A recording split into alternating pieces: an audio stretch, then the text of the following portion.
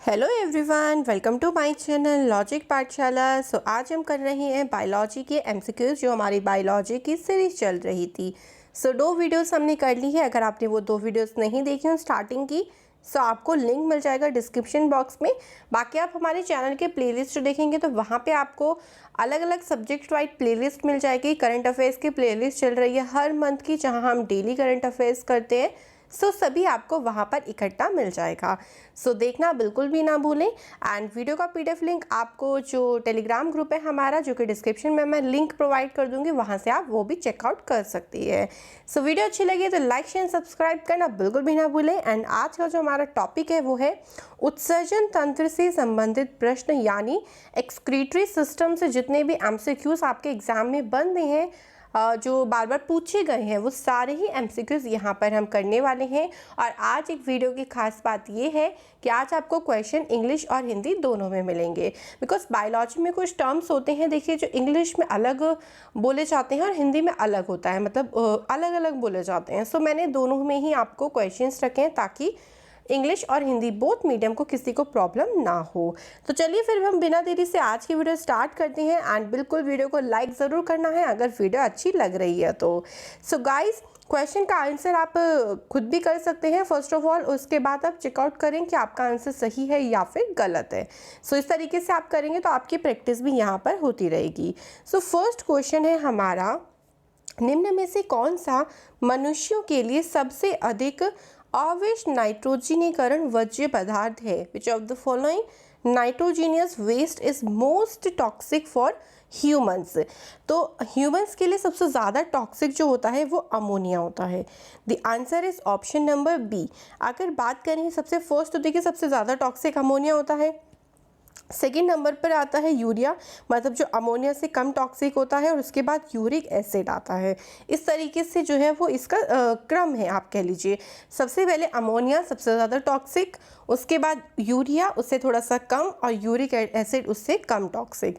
तो यहाँ पे तो हमसे पूछा था कि सबसे अधिक कौन सा टॉक्सिक होता है, तो हमें आंसर क्या लगा के आना है? अमोनिया लगा के आना है। First question clear. आगे चलते हैं सेकेंड क्वेश्चन। सेकेंड क्वेश्चन पूछा है, निम्न में से किस वर्ज्य पदार्थ को शरीर से बाहर निकालने के लिए अधिक जल की आवश्यकता होती है? मतलब किसको ज़्यादा वाटर चाहिए बॉडी से रिमूव करने के लिए? तो सेम वही है कि जब अमोनिया टॉक्सिक है वो बहुत ज़्यादा, तो उसे ही सबसे ज़्यादा वाटर चाहिए होता है बॉडी से बाहर निकलने के लिए। तो आंसर इसका है ऑप्शन ए, अमोनिया। बात करें अगर इसकी, तो 1 ग्राम अगर अमोनिया है, उसे अगर हमें बॉडी से रिमूव करना है, बाहर निकालना है, तो हमें लगभग 500 ml जो है वो वाटर चाहिए होगा, लगभग इतना। सेकेंड देखिए, यूरिया, अमोनिया से कम टॉक्सिक कौन सा था? यूरिया। तो अगर हमें 1 ग्राम यूरिया को बॉडी से बाहर निकालना है तो उसके लिए लगभग 50 ml जो है वो पानी चाहिए होगा। उसके अलावा यूरिया से कम टॉक्सिक कौन सा था? यूरिक एसिड, यानी यूरिक अम्ल। तो अगर 1 ग्राम यूरिक अम्ल है तो उसे शरीर से बाहर निकालने के लिए लगभग 10 ml पानी चाहिए। तो सबसे ज़्यादा पानी किसे चाहिए? अमोनिया को चाहिए, वही हमसे पूछा था। बाकी मैंने आपको बता दिया है, कभी कभी क्वेश्चन पूछ सकते हैं कि भाई 1 ग्राम यूरिया को शरीर से बाहर निकालने के लिए कितना वाटर की ज़रूरत है, तो 50 ml आपको आंसर लगाना होगा। तो ध्यान रखना तीनों का ही वैसे तो, बाकी अमोनिया इसका बिल्कुल सही आंसर है। अमोनिया को सबसे ज़्यादा वाटर की ज़रूरत होती है। Second clear. आगे थर्ड क्वेश्चन। थर्ड क्वेश्चन में पूछा है, निम्नलिखित में से कौन सा एक अमोनिया उत्सर्जी प्राणी नहीं है? Which of the following is not ammonotelic organism? देखिए, अमोनोटेलिक ऑर्गेनिज्म ऐसे ऑर्गेनिज्म होते हैं जो मेनली जिनका काम क्या होता है, वो सबसे ज़्यादा अमोनिया को बाहर निकालते हैं। तो इस क्वेश्चन का जो आंसर है वो है ऑप्शन नंबर ए। सबसे ज़्यादा जो अमोनोटोलिक ऑर्गेनिज्म है, सॉरी इसमें ऑप्शन ए इसलिए है क्योंकि नहीं है वाला पूछा है, मेरे से थोड़ी सी गड़बड़ हो गई। नहीं है वाला पूछा है कि भाई कौन सा अमोनोटोलिक एसिड ऑर्गेनिज्म नहीं है, तो मनुष्य नहीं है, मनुष्य अमोनिया को बाहर नहीं निकालता। लेकिन अगर पूछें कि कौन कौन बाहर निकालता है, उसमें कौन कौन से आ जाएंगे, देखिए मैं लिख देती हूँ यहाँ पर नाम। फर्स्ट ऑफ ऑल आ जाएगा अमीबा, सेकंड आ जाएगा उसमें हाइड्रा, ऑप्शन आपको ध्यान रखने हैं, ये पूछ सकती है। थर्ड आ जाएगा प्लेनेरिया, जो कि यहाँ पे आपको ऑप्शन में भी दिख रहा होगा, प्लेनेरिया। एंड इसके बाद फोर्थ आ जाएगा अर्थवॉर्म यानी केंचुआ, वो भी आपको ऑप्शन में दिख रहा है, अर्थवॉर्म। एंड उसके बाद आ जाएगा टेडपोल। एंड उसके बाद आ जाएगा एक्वेटिक इंसेक्ट्स, भाई जो पानी वाले इंसेक्ट्स होते हैं वो। ये सारे के सारे अमोनिया उत्सर्जी प्राणी है, लेकिन इन चारों ऑप्शंस में से जो ऑप्शन नंबर फर्स्ट है मनुष्य, वो अमोनिया उत्सर्जी प्राणी नहीं है। सो क्वेश्चन क्लियर हुआ ना, कंफ्यूजन तो नहीं है बिल्कुल भी, यहाँ पे नहीं है वाला पूछा था, इसलिए option number A is the right. Question number fourth is निम्नलिखित में से कौन सा एक यूरिया उत्सर्जी प्राणी नहीं है पूछा है। यूरोटेलिक ऑर्गेनिज्म, भाई जो यूरिया को निकालने का काम करते हैं, कौन सा नहीं है पूछा है। सो मनुष्य तो यूरिया निकालता है, व्हेल भी है, मेंढक भी है, बट प्लेनेरिया इसका बिल्कुल सही आंसर होगा, क्योंकि प्लेनेरिया मैंने आपको क्या बोला था, प्लेनेरिया जो है वो अमोनिया उत्सर्जी प्राणी है, वो यूरिया उत्सर्जी प्राणी नहीं है। इससे पहले मैंने एग्जाम्पल दिए थे आपको अमोनिया उत्सर्जी प्राणी के, उसमें मैंने लिखा था ना प्लेनेरिया। सो वो अमोनिया उत्सर्जी प्राणी है, लेकिन हमें यहाँ पे बोला है कि यूरिया उत्सर्जी कौन सा नहीं है, तो प्लेनेरिया नहीं है, बाकी सब जो है वो यूरिया उत्सर्जी है। तो फोर्थ क्वेश्चन का आंसर हो जाएगा option number D, planaria. Question number fifth is मनुष्य के शरीर में निर्मित अमोनिया को यूरिया में कौन परिवर्तित करता है। कौन करता है अमोनिया को कन्वर्ट यूरिया में, कौन सा body part, kidney, liver, stomach या ब्रेन। तो फिफ्थ क्वेश्चन का आंसर है ऑप्शन नंबर बी, यकृत यानी लिवर। लिवर काम करता है अमोनिया को यूरिया में कन्वर्ट करने का, क्योंकि देखिए अमोनिया बहुत ही ज़्यादा टॉक्सिक होता है, तो ज़्यादा समय तक हमारी बॉडी में अमोनिया नहीं रहना चाहिए, क्योंकि इतना ज़्यादा टॉक्सिक होता है तो बॉडी को हार्म करेगा अमोनिया। सो लिवर हमारा क्या काम करता है, वो अमोनिया को यूरिया में कन्वर्ट कर देता है, तो फिर वो यूरिया के थ्रू हमारी बॉडी में एक तरीके से रह सकता है, बट अमोनिया जो है वो हमारी बॉडी में ज़्यादा लंबे समय तक नहीं रहना चाहिए। सो फिफ्थ क्वेश्चन का आंसर है option number B. The question number sixth is मनुष्यों के वृक्क के संबंध में कौन सा जो इसमें से चार ऑप्शन से गलत है, मतलब किडनी से जो चार मैंने आपको लाइंस लिखी हैं, कौन सी गलत लाइन है किडनी से रिलेटेड। तो फर्स्ट है इसका जो भार है यानी इसका जो वेट है वह 120 से 170 ग्राम होता है, बिल्कुल सही है, इतना ही होता है लगभग। उसके बाद ये सेम के बीच के आकार का होता है, बिल्कुल इसी तरीके का होता है, इस टाइप का, ऐसे बीन्स की शेप का होता है ये, ठीक है, इस टाइप की किडनी होती है, 2 किडनी होती है, तो पता ही होगा आपको, बीन्स की शेप होती है इसकी, तो ये भी ऑप्शन बिल्कुल सही होगा।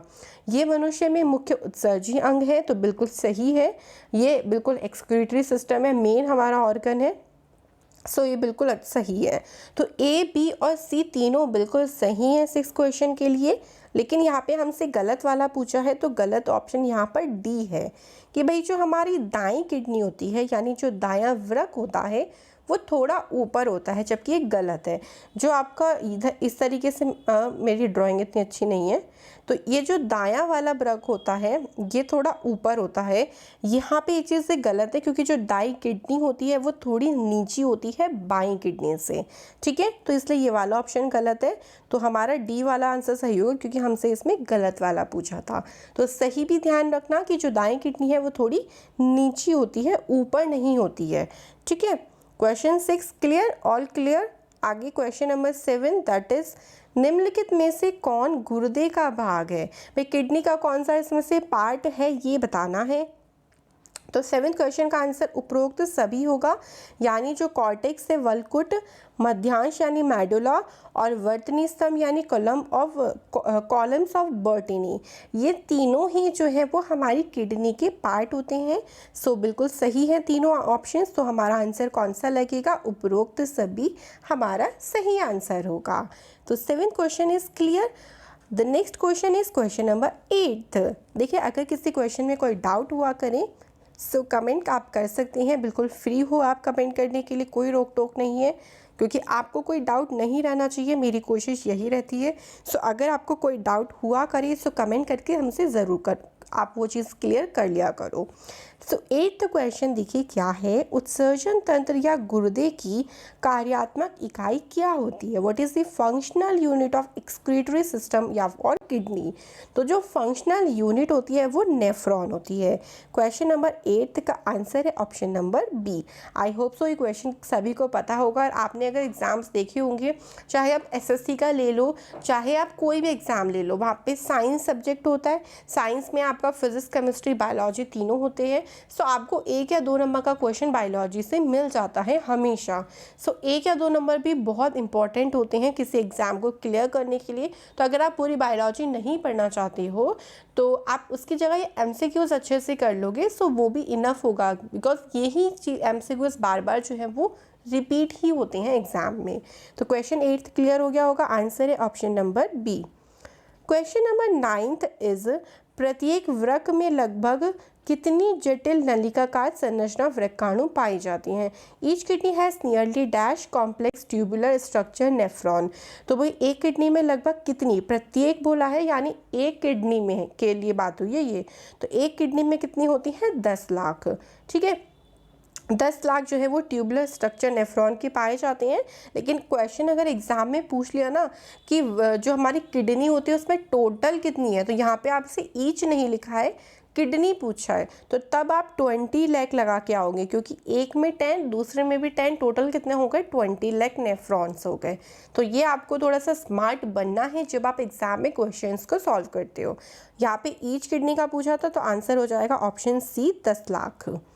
Next question is question number 10, that is वृक्कों द्वारा प्रति मिनट औसतन कितना रक्त का निस्यंदन किया जाता है, कितना फिल्ट्रेट किया जाता है? क्योंकि किडनी हमारी क्या काम करती है, जो हमारा ब्लड है उसको प्योरीफाई करने का काम भी करती है, तो कितना वो कर लेती है 1 मिनट में। सो क्वेश्चन नंबर 10 का आंसर है ऑप्शन नंबर बी, लगभग 1.1 से लेके 1.2 लीटर तक जो है वो इतना हमारे ब्लड को फिल्टर कर देती है हमारी किडनी 1 मिनट में। तो अगर आप यहाँ पे ऑप्शंस देखेंगे तो मिलीलीटर, लीटर में ही फ़र्क है, ठीक है, लेकिन यही फ़र्क आपको एग्ज़ाम में ध्यान रखना है, मिलीलीटर में नहीं लगा के आना। लीटर है 1.1 टू 1.2 लीटर, इतना फिल्ट्रेट हो जाता है हमारा ब्लड 1 मिनट में। ओके, क्लियर हो गया आंसर। आगे चलते हैं, क्वेश्चन नंबर 11 में पूछा है एक वयस्क मनुष्य प्रतिदिन औसतन कितना मूत्र उत्सर्जित करता है? मतलब जो अडल्ट ह्यूमन है जो बिल्कुल स्वस्थ है वो कितना जो आपके लिए जो यूरिन है उसको अपनी बॉडी से एक्सक्रीट करता है? The answer is option number B, लगभग 1 से लेके 1.5 लीटर तक हमारा जो यूरिन है वो हमारे पर डे हमारे बॉडी से एक्सक्रीट होता है। आंसर है option number B. Question number 12 is ताज़ा जो मूत्र होता है उसकी प्रकृति कैसी होती है? जो बिल्कुल फ्रेश यूरिन होता है उसकी बॉडी, उसका जो नेचर है वो कैसा होता है? तो 12th क्वेश्चन का आंसर है ऑप्शन नंबर ई, अम्लीय। यानी जो हमारा यूरिन होता है उसका जो नेचर होता है वो एसिडिक होता है। तो ऐसे ऐसे क्वेश्चन ही बहुत ज़्यादा पूछ लिए जाते हैं एग्ज़ाम में, तो इसलिए मैं टॉपिक वाइज आपको वीडियो प्रोवाइड कर रही हूँ ताकि कोई भी कंफ्यूजन ना हो एंड क्वेश्चन भी मिक्सअप आपके ना हो। क्वेश्चन नंबर 13 इज हमारे शरीर में यूरोक्रोम किसके टूटने से बनता है? भाई क्या चीज़ टूटती है, ब्रेकआउट होती है ताकि यूरोक्रोम बनते हैं? The answer is haemoglobin, option number C. Haemoglobin के टूटने से यूरोक्रोम बनता है और ये कहाँ पे बनता है? ये लीवर में बनता है, यानी हमारे यकृत में जो है वो ये बनता है यूरोक्रोम। तो 13 क्वेश्चन क्लियर हो गया, आंसर है option number C. The next question is मूत्र का हल्का पीला रंग किस वर्णक के कारण होता है? तो जिसके कारण जो हमारा यूरिन है उसका कलर येलो होता है। 14th क्वेश्चन में आंसर है ऑप्शन सी, यूरोक्रोम। ठीक है, यूरोक्रोम के कारण ही जो हमारा यूरिन है उसका जो कलर है वो स्लाइट येलो कलर का होता है। और अभी मैंने बताया कि यूरोक्रोम जो है वो हीमोग्लोबिन के टूटने से बनता है और ये लीवर में बनता है। सो क्वेश्चन 14 क्लियर, आंसर है ऑप्शन सी। क्वेश्चन 15 इज ताजे मूत्र का गंध इसमें उपस्थित किस कार्बनिक पदार्थ के कारण होता है? तो इसका जो आंसर है वो है ऑप्शन नंबर बी, यूरिनोड। यूरिनोड एक कार्बनिक मैटर है जिसके कारण जो हमारा फ्रेश यूरिन होता है, आपने अगर नोटिस किया हो ये चीज़, तो फ्रेश यूरिन की गंध बहुत ज़्यादा तेज़ इतनी नहीं होती है, ठीक है। मतलब नॉर्मल उसकी जो स्मेल होती है, तो वो जो नॉर्मल स्मेल होती है वो यूरिनोड के कारण होती है, जो आपका फ्रेश यूरिन होता है। सो क्वेश्चन क्लियर हो रही हो तो प्लीज़ लाइक ज़रूर करना वीडियो को। क्वेश्चन नंबर 13 में देखिए, मूत्र का गंध किसके कारण होता है? The strong smell of urine is caused by. Question number 15 और 16 में क्या फ़र्क है? फ़र्क ये है कि ये वाला जो क्वेश्चन पूछा गया है कि भाई जो आपका यूरिन है, जो मतलब 1 आध घंटा जैसे हो गया है आपने यूरिन को रखे हुए, तो उसमें बहुत ज़्यादा तेज़ स्मेल आ जाती है। लेकिन जो आपका फ्रेश यूरिन होता है उसमें इतनी ज़्यादा गंध नहीं होती, तो वो यूरिनोड की होती है। लेकिन जब आप उस यूरिन को रख रहे हो, मान लीजिए 1 घंटा वो रखा हुआ है, तो उसकी स्मेल जो है वो बहुत ही ज़्यादा स्ट्रॉन्ग हो जाती है और वो स्मेल हो जाती है अमोनिया की। तो ये आपको दोनों में क्लियर रखना है, दोनों क्वेश्चंस में कि आपसे पूछा गया है। अगर फ्रेश यूरिन का पूछा जाएगा तो आप यूरिनोड लगा के आओगे, एंड खाली पूछा गया कि जो स्ट्रॉन्ग स्मेल होती है यूरिन की, इसका मतलब वो फ्रेश वाला नहीं है, तो उसमें आप आंसर लगा के आओगे अमोनिया, ठीक है। तो दोनों में एक बिल्कुल कंफ्यूज नहीं होना है, क्वेश्चन बिल्कुल ध्यान से करना है। तो 16 क्वेश्चन का आंसर है option number B, ammonia. Question number 17 is मानव सूत्र नहीं है, ये मानव मूत्र है, ठीक है। मानव मूत्र का पीएच मान लगभग कितना होता है? मतलब उसकी जो पीएच वैल्यू होती है ह्यूमन यूरिन की, वो कितनी होती है? तो ये होती है 6। आंसर है ऑप्शन नंबर ए। इसकी जो नेचर होता है, मैंने बोला था कि ये स्लाइडली एसिडिक होता है, तो इसका जो पीएच वैल्यू है वो 6 होती है। और ये काफ़ी बार इम्पॉर्टेंट क्वेश्चन है, इंपॉर्टेंट क्योंकि ये पूछा गया है एग्जाम में। क्वेश्चन नंबर 18 पे आ जाते हैं अब, जिसमें पूछा है कि एक सामान्य व्यक्ति के मूत्र में जल की कितनी मात्रा होती है, कितना वाटर होता है जो हमारा यूरिन होता है इसमें? तो अबाउट 90%, मतलब लगभग 96% वाटर होता है। इसके अलावा उसमें 2% जो होता है वो यूरिया होता है, और इसके अलावा 2 to 3% बाकी अदर चीज़ें होती है उसमें। तो आपसे यहाँ पे मोस्ट ऑफ वैसे वाटर ही पूछा जाएगा, यूरिया इतना नहीं पूछा जाता है, बट फिर भी आप ध्यान रखना 2% यूरिया होता है, एंड अबाउट 96% जो है वाटर होता है ह्यूमन यूरिन में। Clear 18 question. So next question is, diuretic पदार्थ मूत्र स्राव की मात्रा को क्या करते हैं? बढ़ाते हैं, घटाते हैं, रोक देते हैं, या कोई नहीं? तो देखिए, डाईयूरेटिक ऐसे जो सब्सटेंस होते हैं जो हमारे यूरिन की मात्रा को क्या करते हैं? इंक्रीज़ करते हैं। यानी कि वो क्या काम करने का काम करते हैं? बढ़ाने का काम करते हैं। इसको इंग्लिश में बोलते हैं इंक्रीज़, ठीक है। तो ध्यान रहेगा, अगर पूछा जाएगा कि डाईयूरेटिक पदार्थ क्या करते हैं, तो वो यूरिन सिक्रेशन को इंक्रीज़ कर देते हैं, जैसे आपको बार बार क्या करना, वॉशरूम जाना पड़ता है। सो 19 क्वेश्चन क्लियर। अब चलते हैं 20 क्वेश्चन पे। निम्नलिखित में से कौन से डायूरेटिक पदार्थ हैं? तो डायूरेटिक सब्सटेंस वही होंगे जिनकी वजह से बार बार जो क्या है, हमारा जो यूरिन है बहुत, हमें बार बार यूरिन के लिए जाना पड़ेगा, यूरिन एक्सक्रीशन के लिए जाना पड़ेगा। और ये प्रोसेस कौन सी होती है? डायूरेटिक होती है, यानी प्रोसेस को हम डायूरेसिस कहते हैं, ठीक है। लेकिन जो सब्सटेंस होते हैं उन्हें हम डाईयूरेटिक सब्सटेंस कहते हैं। तो चाय, कॉफ़ी और अल्कोहल तीनों बिल्कुल सही आंसर हैं। तो हमारा आंसर होगा उपरोक्त सभी, क्योंकि चाय, कॉफ़ी, अल्कोहल पीने से जो यूरिन होता है वो बार बार आता है। ये यूरिन यानी डायूरेसिस की प्रोसेस को बढ़ा देते हैं, इससे हमें बार बार टॉयलेट जाना पड़ता है। तो ये तीनों ही बिल्कुल सही है, तो इसका आंसर आप लगा के आओगे उपरोक्त सभी। क्वेश्चन नंबर 21 इज, ऐसे पदार्थ जो मूत्रस्राव की मात्रा को कम कर देते हैं। भाई जो हमारे यूरिन की मात्रा को बढ़ा रहे थे उन्हें हम क्या बोल रहे थे? डायूरेटिक। लेकिन जो यूरिन की मात्रा को कम कर दे उन्हें हम क्या बोलेंगे? तो उन्हें बोलेंगे एंटी डायूरेटिक। मतलब एंटी का मतलब होता है ना ऑपोजिट, तो वही डिक्रीज करें तो इंक्रीज का ऑपोजिट हो गया, तो एंटी और लगा देना है, ठीक है। क्लियर हो गया। डायूरेटिक ध्यान रखना, बढ़ाएंगे, और एंटी डायूरेटिक क्या काम करेंगे? कम कर देंगे यूरिन की सिक्रेशन को। क्वेश्चन नंबर 22 इज, रक्त में यूरिया का इकट्ठा होना किसकी स्थिति को दर्शाता है? Accumulation of urea in blood in the case of. तो 22 का आंसर है ऑप्शन नंबर सी, यूरेमिया को दर्शाता है। मतलब एक तरीके का ये आप मतलब डिसीज़ ही कह लीजिए थोड़ा सा, क्योंकि यूरिया में या रक्त में यूरिया का इकट्ठा होना सही नहीं होता है, ठीक है। ब्लड में अगर यूरिया इकट्ठा हो जाता है तो ये जो केस होता है इसे यूरेनिया कहते हैं। बाकी अगर हम अदर ऑप्शंस को डिस्कस करें तो ग्लाइकोसूरिया का मतलब होता है कि अगर आपके यूरिया में ग्लाइकोज दिख रहा हो, या कीटोन यूरिया का मतलब अगर आपके यूरिया में कीटोन दिख रहा हो, और नेफ्रिटिस का मतलब हो गया कि आपके जो नेफ्रॉन्स है उसमें सूजन आ जाती है, उसमें इन्फ्लेमेशन हो जाता है, तो उसे हम कहते हैं नेफ्रिटिस। तो 22 का जो आंसर है वो ऑप्शन नंबर सी है।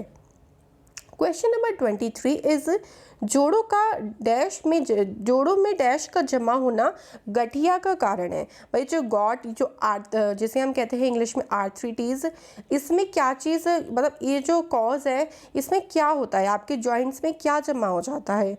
तो 23 क्वेश्चन का आंसर है ऑप्शन नंबर बी। जो आपके जॉइंट्स होते हैं उसमें जब यूरिक एसिड, आपका जो यूरिक अम्ल है वो जमा हो जाता है तो वो गठिया का कारण बन जाता है, ठीक है। आपके जो घुटने वगैरह होते हैं, जैसे जहाँ भी आपके जॉइंट्स है वहाँ पे अगर यूरिक एसिड जमा हो जाए तो। सो 23 क्लियर, होल क्लियर हो चल रहा होगा, आई होप से सभी अच्छे से चल रहा होगा। 24 पे आ जाते हैं। हमारे शरीर में जो खून के शुद्धिकरण की प्रक्रिया को क्या कहा जाता है। भाई जो प्योरिफिकेशन होता है ब्लड का ह्यूमन बॉडी में उसे क्या कहते हैं, तो उसे कहा जाता है डायलिसिस। हिंदी में भी यही बोलेंगे, बस इस तरीके से लिख देंगे डायलिसिस। सेम होता है कुछ वर्ड इंग्लिश और हिंदी में, बाकी जो अलग अलग है वो मैंने आपको बोथ लैंग्वेज में डिफाइन किए हुए हैं। तो जो ब्लड प्यूरिफिकेशन की जो पूरी प्रोसेस होती है उसे डायलिसिस बोला जाता है। Next question is that is the last question of our video 25th। प्रति मिनट फेफड़े हमारे शरीर से लगभग कितना CO2 को बाहर निकालती है। तो अब आपको पता चलेगा कि CO2 एक्सक्रीट यानी बाहर निकालने का काम कौन करती है, लंग्स करती है। एंड O2 को अंदर लिया जाता है। और CO2 अंदर कैसे लेते हैं, हम अपने नोज़ के थ्रू, हम अपनी जो सांस ले रहे हैं उसके थ्रू हम O2 को अंदर ले रहे हैं। बाकी सारी प्रोसेस हमारी लंग्स में होती है एंड देन फिर CO2 बाहर निकल जाती है। तो अप्रॉक्सीमेटली हम 1 मिनट में कितना CO2 को बाहर निकाल देते हैं, तो लगभग 200 ml CO2 हम 1 मिनट में हमारे जो लंग्स हैं वो रिमूव करते हैं CO2 को। सो 25th all clear. So guys video कैसी लगी मुझे ज़रूर बताना, वीडियो का फीडबैक देना कि भाई वीडियो आपको कितनी अच्छी लग रही है, कितना आपको समझ में आ रहा है मेरी वीडियो से। एंड अगर आपको वीडियो अच्छी लगे then like share and subscribe करना बिल्कुल भी ना भूलें। Thanks for watching. आप हमारी वीडियो इसी तरीके से पूरा देखते रहे, बस हम यही चाहते हैं कि आपको ज़्यादा से ज़्यादा नॉलेज, ज़्यादा से ज़्यादा चीज़ें प्रोवाइड कर पाए। बाकी आप हमारा टेलीग्राम ग्रुप जल्दी से ज्वाइन कर लें। एंड टेलीग्राम ग्रुप ज्वाइन करने के लिए आप लॉजिक पाठशाला सर्च कर सकते हैं टेलीग्राम में। बाकी आपको डिस्क्रिप्शन में मैं लिंक प्रोवाइड कर दूँगी, वहाँ से भी आप डायरेक्टली ज्वाइन कर सकते हैं। तो जल्दी से ज्वाइन करें, देरी नहीं करें बिल्कुल भी। सो चलिए गाइस, हम मिलेंगे नेक्स्ट वीडियो में एक नए टॉपिक के MCQs के साथ। Thank you, good bye, take care, all the best and keep learning, keep share. Thank you.